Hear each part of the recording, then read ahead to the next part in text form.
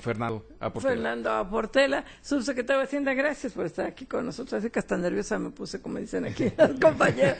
Oye, Fernando, yo sé que ustedes siempre venden el camello, hay que hablar bien del camello, si no, no lo pueden vender, son muy optimistas. Yo entiendo que es su obligación ser optimista, ni modo que se tiren al suelo, pero la realidad es que si tú ves las cifras desestacionalizadas, pues hay un descenso en la economía, aunque en cifras originales no, y finalmente, pese al optimismo, tuvieron, otra vez, que bajar la meta de crecimiento del PIB. A ver, cuéntanos, vende el camello. Bueno, antes que nada, Y gracias. Carmen, Marcos, Pepe, muchas gracias por recibirme aquí en cabina. La verdad me faltaba venir aquí a la cabina de radio. Al contrario, Fernando, entonces, te tenemos ya casi como colaborador permanente una vez venido. Cuando quieras. Me invitaron en el programa del jueves pasado y dije, no, yo sí voy, tengo que ir a conocer ahí la cabina de radio. Muchas gracias. Y sabemos que es complicado por tu agenda, ¿eh? Sí, gracias. No, muchas gracias. De veras, gracias por la invitación. Mira, hoy se presenta el dato del INEGI, como bien señalas, en su cifra original, como se le conoce, es un crecimiento durante el segundo trimestre de 2.5%. A tasa desestacionalizada anual es un crecimiento de 1,5%, y a tasa desestacionalizada trimestral es un decrecimiento de menos 0.2%. Tiene que ver este decrecimiento, yo les diría, dos factores fundamentales. Uno, lo que estamos observando en la producción industrial en los Estados Unidos, que ha sido una producción industrial negativa. El dato que tenemos es una caída en el primer semestre de este año de 1.3%, que es la mayor caída que se ha observado desde 2008 en la producción industrial en los Estados Unidos. Tiene una relación muy relevante con las exportaciones mexicanas y eso sin duda impacta las manufacturas y las exportaciones de México. El segundo factor tiene que ver con la plataforma de producción de petróleo, donde tuvimos un decrecimiento del 2.4% entre el segundo y el primer trimestre de este año. Son alrededor de 54 millones de barriles diarios. Ahora, dicho lo anterior, seguimos viendo el fenómeno, Mari Carmen, donde si uno quita de la economía el tema de petróleo, la economía está creciendo a tasas superiores al 3%. Ves un crecimiento, y por eso decimos balanceado, tanto en la parte del sector primario, en la parte agrícola, como en la parte de manufacturas, como en la parte de servicios. Incluso la producción industrial sin petróleo es 2.3%, la producción industrial total es de 1%. Entonces, tiene un efecto negativo que si nada más consideramos el petróleo, si consideramos la economía sin petróleo, en los últimos 8 trimestres, que ya estamos hablando de un periodo largo, la economía ha crecido en promedio 3%, la economía sin petróleo. Ahora, ¿en qué está sustentado el motor de la economía, el mayor motor de la economía? En el mercado interno. ¿Y por qué comentamos que en el mercado interno? Porque los datos que vemos de consumo, tanto de consumo privado, como por ejemplo el dato de la ANTAD de enero-julio, que es muy interesante y muy importante, vemos datos a tiendas iguales, que son las tiendas que llevan más de un año operando, es decir, es el mejor indicador comparable entre tiendas, no tiene el efecto del crecimiento de las tiendas, tiene un aumento del 4.8% en términos reales. Ese es el mayor aumento en la historia del indicador. Ahora ustedes me dirían, bueno, ¿y por qué se presenta eso? Hay factores que sustentan el consumo que son muy importantes. Uno, les diría la inflación, que seguimos viendo inflaciones mínimas históricas. Dos, lo que ha ocurrido con el crecimiento del empleo y la reducción en la tasa de desempleo. El crecimiento del empleo, el último dato que tenemos es una tasa de crecimiento del 3.6%. Desde 2012, de diciembre de 2012 hasta esta fecha, el promedio de crecimiento de la tasa del empleo es 3.8% anualizado, entonces es una muy buena tasa de crecimiento.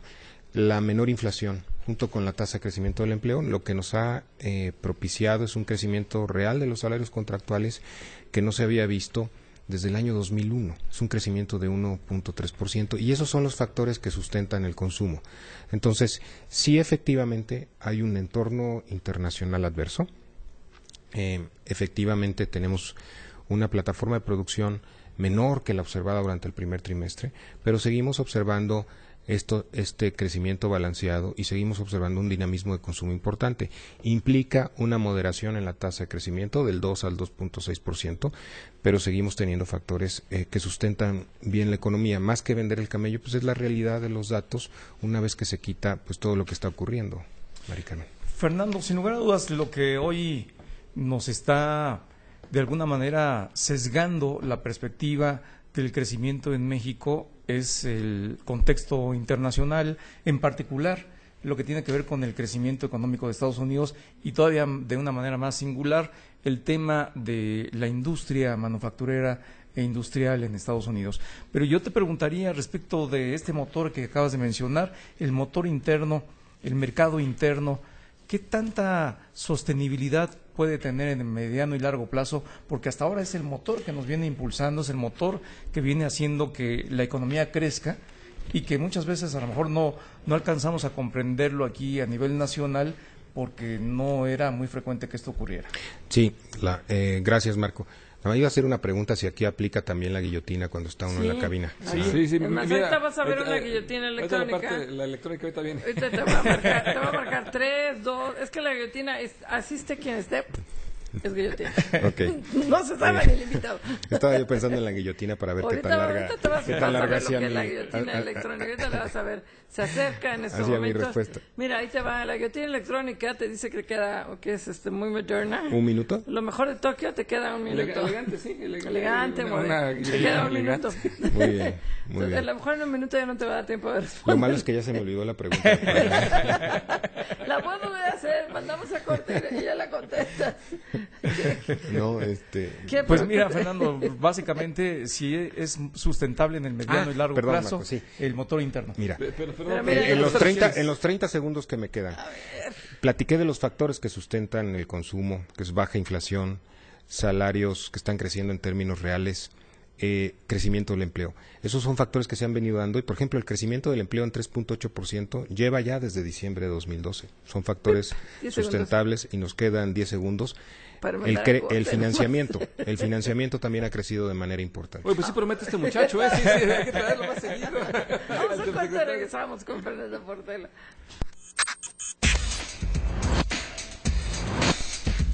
Ya regresamos a Fórmula Financiera y bueno, tenemos aquí el gusto de estar platicando con Fernando Portela, subsecretario de Hacienda, presidente de la Secretaría de Hacienda y Crédito Público, que está en el estudio. Fernando, gracias por quedarte con nosotros. Muchas gracias. Pepe.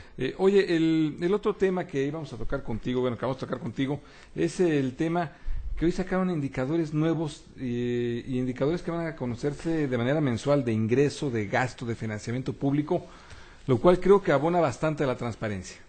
Sí, Pepe, la verdad es que creo que entre el anuncio del PIB se pierden los otros dos anuncios que son muy importantes que se dieron hoy en la mañana. Uno es este esfuerzo continuo que tenemos en mejorar la transparencia. Ya se han hecho varias cosas durante esta administración y hoy lo que presentamos son 12 indicadores, una compilación de 12 indicadores.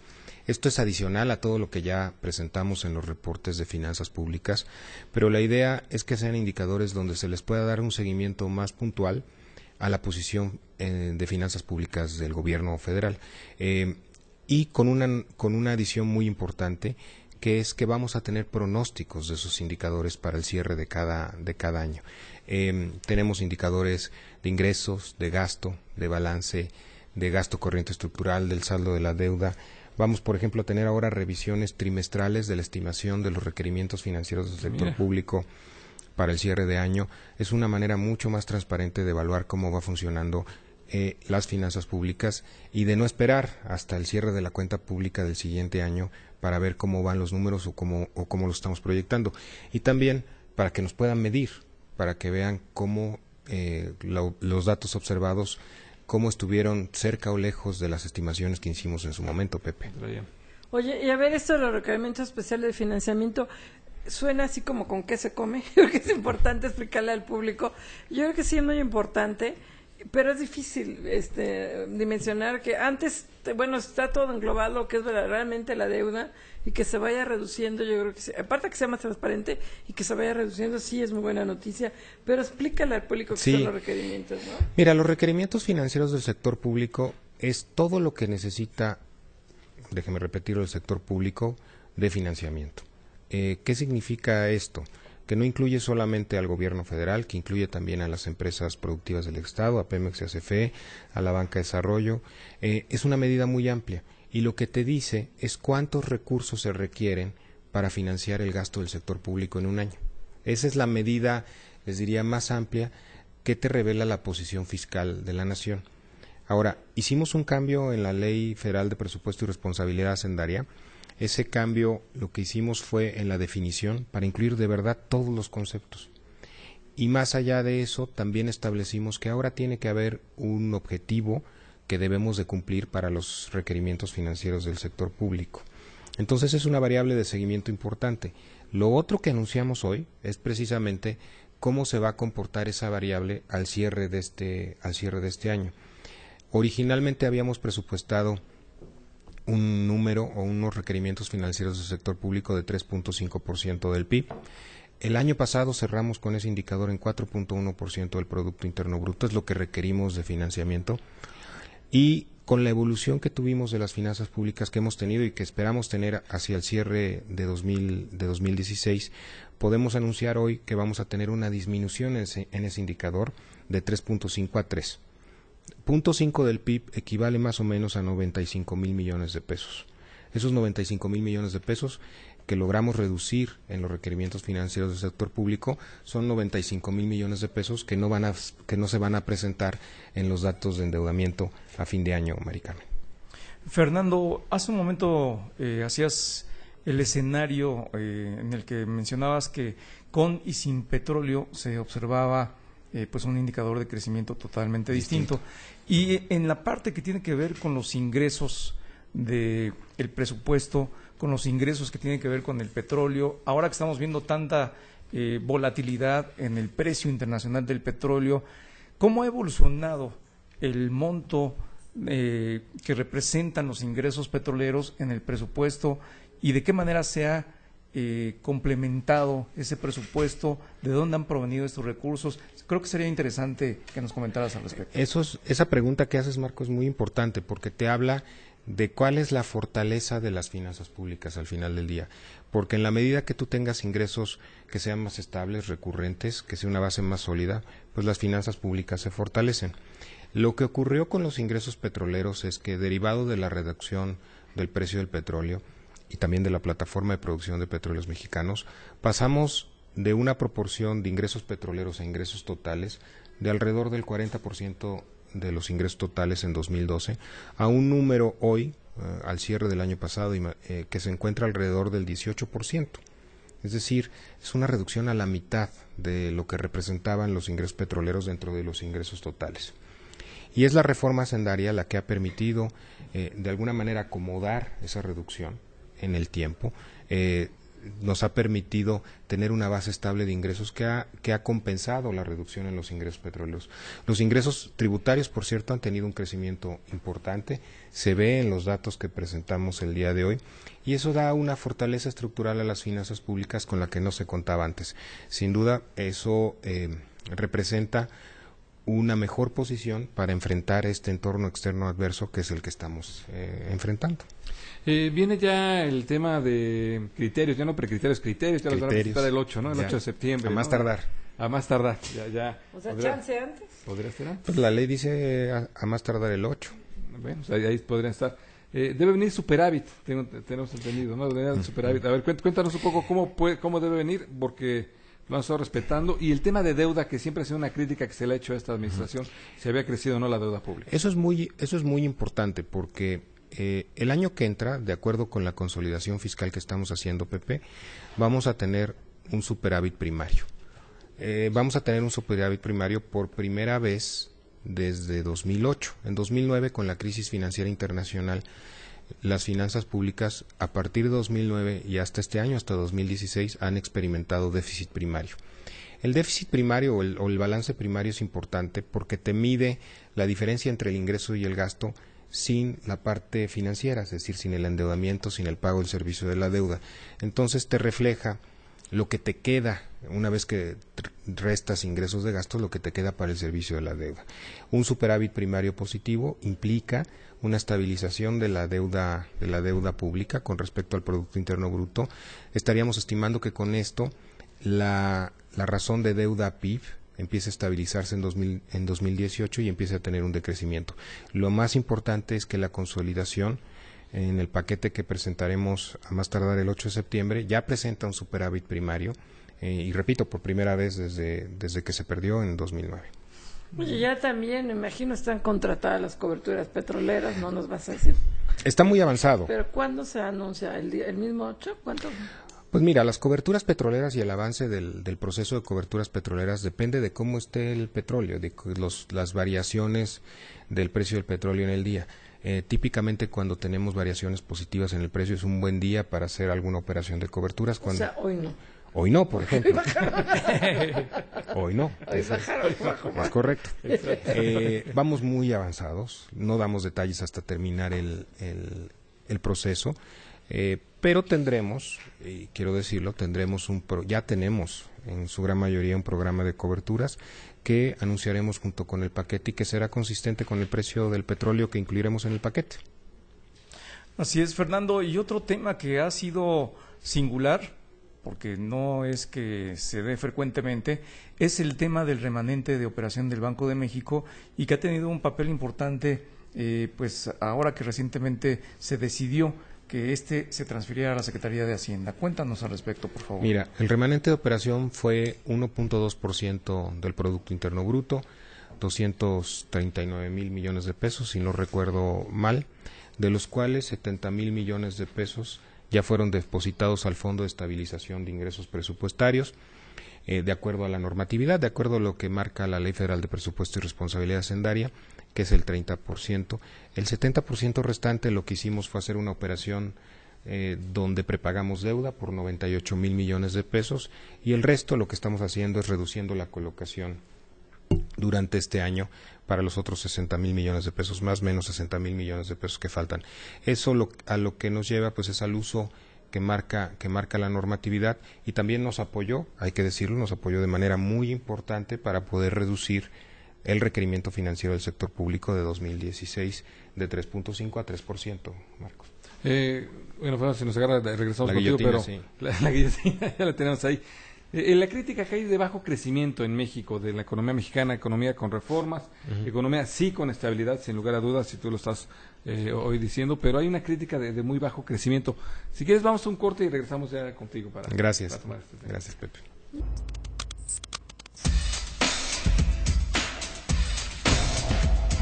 Subsecretario de Hacienda, el tema de la crítica del bajo crecimiento, Fernando, obviamente hay estabilidad, es una economía en efecto que ha logrado consolidar parte de finanzas públicas sanas, pero no crecemos como quisiéramos ver. Si bien es cierto, el escenario internacional es bastante adverso, pero cuando otras economías hicieron reformas, crecían 3, 4, 5. México da la impresión que no puede crecer más allá del 3%. Bueno, tenemos este viento en contra, como lo señalas, que es importante, pero si uno ve algunos indicadores, te das cuenta que las reformas están teniendo efectos. Por ejemplo, el crecimiento del empleo. La tasa de crecimiento del empleo formal ha sido 3.8% desde que se pasó la reforma laboral, que fue al final de la pasada administración, pero que tuvo que ver también con el apoyo que se dio en esta administración para que pudiese aprobar. Y eso se ha reflejado en un crecimiento importante del empleo, porque no hay otra cosa en la economía que pudiese explicar eso que está pasando. Luego, la cantidad de inversión extranjera directa que hemos recibido, el crecimiento del 4.6%, la cifra es muy importante. Eso también tiene que ver con la perspectiva positiva de México ante las reformas estructurales. Bueno, no vayamos más lejos, el sector financiero. El sector financiero, en cuanto al refinanciamiento de hipotecas, en cuanto al crecimiento del crédito, que lo dije muy rápido por la guillotina, pero que es un crecimiento real del 12% a la par que el índice de cartera vencida está bajando. Todo eso tiene que ver con las reformas que ha hecho la administración del presidente Enrique Peña Nieto. La economía sin petróleo está creciendo arriba del 3%. Y en este entorno externo, con una volatilidad financiera internacional muy elevada, donde vemos otros países de Latinoamérica con muchos problemas, o sea, sí vemos un crecimiento en Latinoamérica promedio sin México, con un decrecimiento en el segundo trimestre del 2.4%. Brasil lleva 8 trimestres, al mismo momento que nosotros tuvimos 8 trimestres con crecimiento promedio de 3%, Brasil lleva 8 trimestres con crecimiento real negativo. Con todo y Olimpiadas. La última cifra, sí, desafortunadamente, la última cifra de Brasil para este trimestre es menos 3.8. El ciclo de materias primas que se terminó recientemente, pues ha afectado muy fuerte a los países y nosotros afortunadamente tenemos una base más diversificada en términos de manufacturas. Seguimos ganando participación de mercado en los Estados Unidos, en nuestras exportaciones hacia los Estados Unidos. En fin, son factores que, si bien no tenemos la tasa de crecimiento global agregada, la tasa de crecimiento yo creo que sí sería distinta si no tuviésemos las reformas estructurales. Oye, yo te quiero cambiar un poquito de tema, porque dicen que cuando veas las barbas de tu vecino remojar o las tuyas a recortar, hay severas protestas sociales en Chile por las bajas pensiones que van a recibir, están recibiendo los trabajadores, como yo nunca se había visto. Chile era el modelo a seguir, ¿no? Chile era el ejemplo, Chile era el éxito, y de repente estamos viendo que ya cuando empiezan a jubilarse las cosas no están tan maravillosas, hay severo, hay mucho enojo, y creo que su ahorro voluntario es el doble que en México, creo. Nosotros cerramos aquí el 6.5 y ellos creo que el 10 o el 12, tú sabrás más que yo sobre esto. Pero, ¿qué vamos a hacer? O sea, yo de repente vi esto y dice, o sea, que la bomba que va a estallar en 10, 15 años si no se incrementa el ahorro voluntario. Yo creo, en primer lugar, Mari Carmen, es una muy buena pregunta. Estamos en muy buen tiempo para tomar las medidas necesarias para que sea un sistema que responda a las necesidades que van a tener nuestros jubilados dentro de 10, 15 años.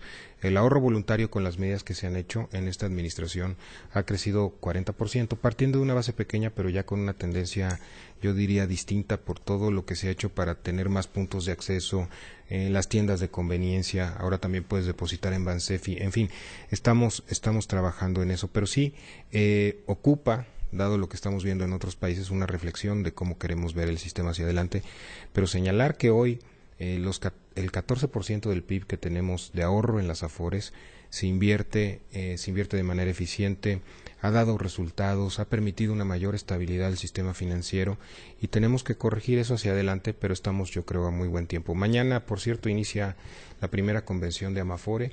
Es un buen evento, es una buena oportunidad, y seguro esta discusión va a estar muy vigente durante toda la convención, que dura 2 días, pero quiero reiterar que tenemos un buen sistema donde los trabajadores tienen su ahorro en una cuenta individual, donde tenemos protección, incluso tenemos pensiones mínimas garantizadas. En fin, estamos todavía en muy buen tiempo para trabajar en eso, Mari Carmen.